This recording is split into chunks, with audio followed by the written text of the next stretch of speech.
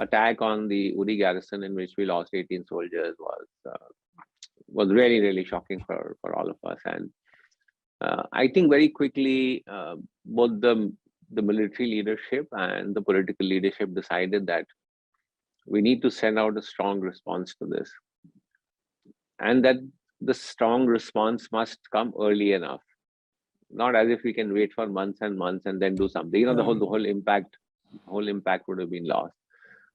So we immediately sort of got around to planning for the strikes. Fortunately, our special forces had been training for this contingency for almost a year, which was why we were able to sort of very quickly, put the operation in place. So we did our planning process. I used to, quietly fly down to Delhi to discuss the plans and to brief the chief of the army staff. Come back, even within our own headquarters, very, very few people actually knew that the operation was going to take place, because we just didn't want any information about this to leak out. The operation was fairly complex in the sense that we had to hit, terrorist launch pads, and we had to do it at multiple places, from across Jammu region to Kashmir region, over a frontage of almost 250 kilometers. Right. Multiple targets had to be hit. It had to be done the same night.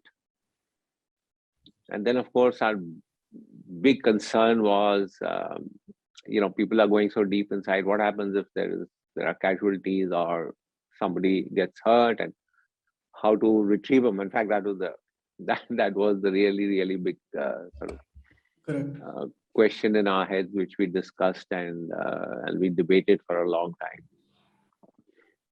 time. On the night of the operation, after what we call last light, as soon as the sun goes down, the teams went across the line of control, and the targets were actually behind Pakistan's line of forward defenses.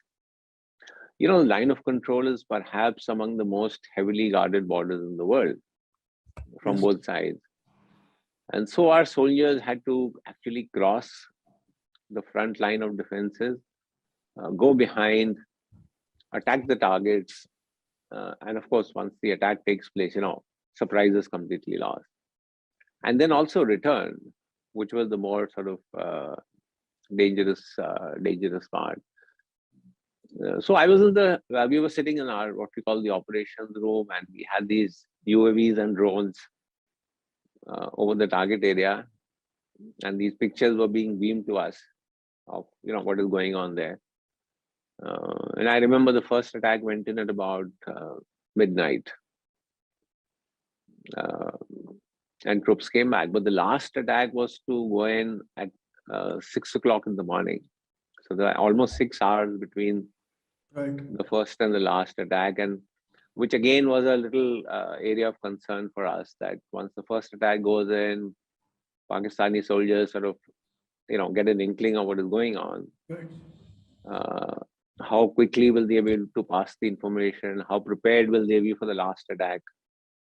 Fortunately, I think they were completely shocked and surprised. So there was absolutely no reaction.